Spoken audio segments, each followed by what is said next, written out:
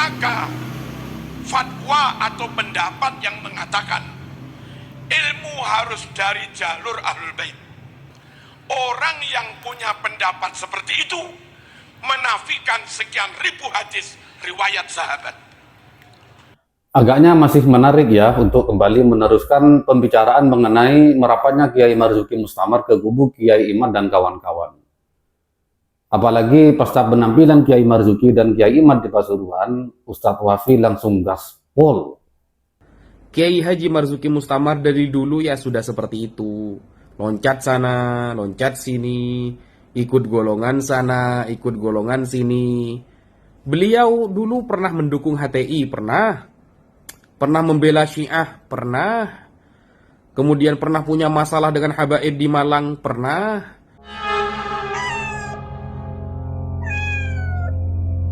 Bagi saya, ini adalah sejenis respons yang terlampau simplistis dan menyepelekan ketokohan Kiai Marzuki. Apalagi masih dibumbui oleh statement bahwa Kiai Marzuki pernah membela HTI, Syiah, dan lain-lain.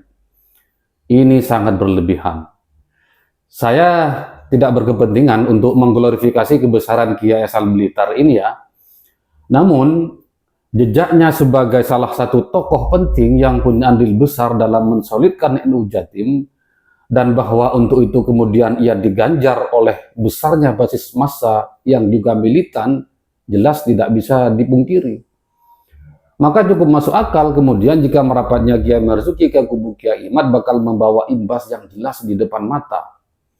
Peta Muhyiddin Habaib di basis NU bakal bergeser secara signifikan, lalu diiringi dengan letupan-letupan atau turbulensi-turbulensi di level figur, seperti Kiai, Gus, Lora, Ustadz, hingga ke level aras yang paling bawah.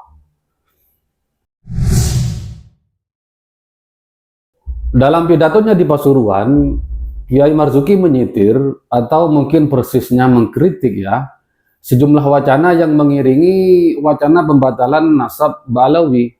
Misalnya wacana terputusnya sanad ilmu orang-orang pesantren bersamaan dengan hilangnya pengakuan mereka terhadap keabsahan nasab Ba'alawi.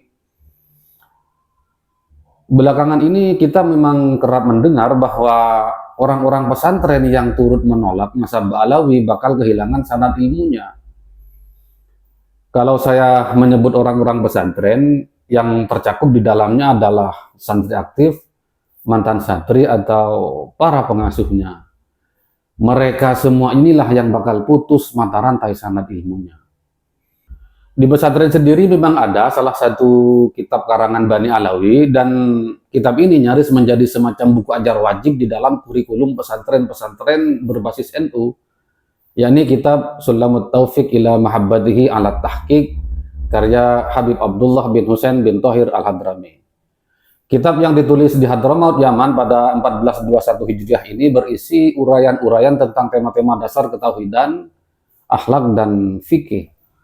Semua orang pesantren saya pastikan tahu kitab ini, karena selain menjadi semacam kitab dasar yang wajib ada dalam menu ajar, kitab Sulamut Taufiq ini umumnya bersanding dengan kitab lain yang sama-sama bernama Sulam, yakni Sulamul Munajah, karangan Syekh Muhammad An-Nawawi, Banten. Dan lagi-lagi, kalau pesantren masih juga menggunakan kitab ini, persambungannya dengan Bani Alawi pun sebetulnya masih bertambah. Kenapa? Karena kitab Sulamul Munajah ini adalah syarah terhadap kitab Safinatus Shalah karya Sayyid Abdullah bin Umar bin Yahya Hadramaut, Yaman. Nah, bagi Kiai Marzuki, soal menolak atau menerima ketersambungan nasab Ba'alawi dengan Nabi sama sekali tidak terkait dengan sanad keilmuan. Artinya mereka yang mengaji Sulamut Taufiq dan pada saat bersamaan ia juga menolak ketersambungan nasab pengarangnya, itu tidak berarti bahwa sanad ilmunya otomatis putus dan copot. Islam itu urusannya dengan ilmu, bukan dengan nasab. Islam itu ya urusannya dengan soal kepakaran, keahlian, dan kealiman. Dengan kata lain, kita menghormati pengarang Sulamut Taufiq karena kita tahu dia orang yang pakar, ahli, dan alim. Bukannya karena dia keturunan si ini atau si itu. Islam menjunjung tinggi ilmu dan pengetahuan dan tidak mempersoalkan apakah pemilik ilmu ini keturunan maling, copet, penilap, dan seterusnya. Selama orang itu alim, apapun latar belakangnya, kita wajib menghormatinya.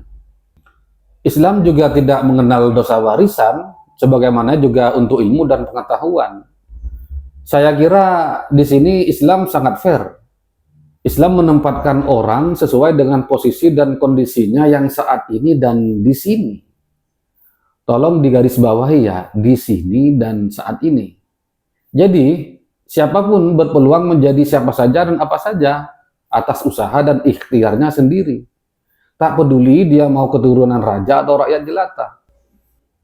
Untuk yang terakhir ini, kita bisa menyebut beberapa nama besar ya. Di dalam tasawuf, kita misalnya mengenal nama yang sangat besar dan menjadi madhab tersendiri, yakni Al-Imam Hasan Al-Basri. Hasan Al-Basri adalah ulama besar dari kalangan tabi'in, anak seorang budak dan berasal dari Basrah, Irak. Ada juga nama Ikrimah, ulama besar dalam fikih dan Al-Quran, murid Ibn Abbas. Selain itu ada Mujahid, Abu Aliyah, Atha bin Abi Rabah, dan lain-lain.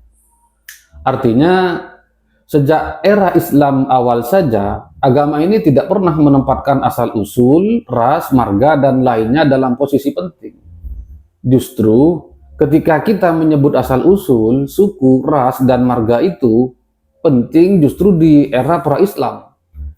Sebut saja masa yang paling dekat dengan Nabi, yakni masa jahiliyah. Pada masa ini, apa yang hari ini kita kenal sebagai identitas primordial, di masa jahiliyah memang penting. Di masa jahiliyah, manusia itu baru dianggap manusia bila ia berasal dari suku atau kabilah terhormat. Maka pada masa Nabi, semua yang sifatnya primordial ini dipangkas habis sampai tak tersisa. Nah, kembali lagi ke soal kepakaran dan keahlian ya. Kalau saja ilmu dan pengetahuan keislaman itu hanya diturunkan melalui atau diwarisi oleh mereka yang disebut sebagai keturunan Nabi, bisa dibayangkan betapa miskinnya produk pengetahuan Islam yang bisa kita pelajari hari ini. Saya rasa juga era kegemilangan Islam di masa lalu yang mampu mencetak ribuan ilmuwan, insinyur, dan filsuf itu apa mau diklaim juga sebagai produk Alawiyyin? Yang membuat kita layak mengelus dada dari kelompok Alawiyyin ini adalah dikibarkannya kembali klarifikasi manusia berdasarkan identitas primordialnya tadi. Si A lebih mulia dari si B karena A mewarisi darah Nabi. Si A ini betapapun dungunya bahkan jauh lebih layak dimuliakan dari B, dari C, dari F, dari G, dan seterusnya yang alim-alim, yang cerdas-cerdas itu. Kenapa? Kenapa bisa begini? Kita sudah melewati masa ini kan? Bangsa ini sudah berhasil melewati masa divide et impera. Kita pernah ribut, saling tumpas satu sama lain hanya gara-gara merasa bahwa ras, suku, atau golongan kita yang layak hidup. Kita pernah porak-poranda gara-gara ini. Maukah kita hidup dalam era gelap ini lagi? Ayolah, kembalilah sehat dalam beragama.